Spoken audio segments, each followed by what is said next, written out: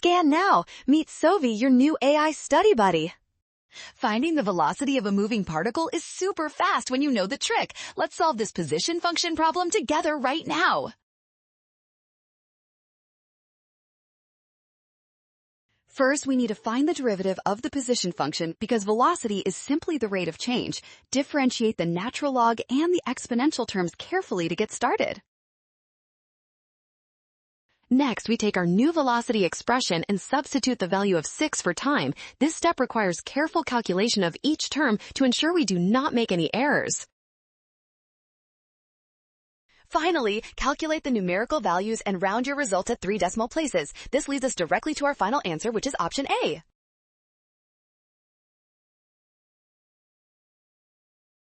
Well done! Scan the code. You can learn better with Sovi. Avoid a rush to prevent signs errors. Trust given values and check steps.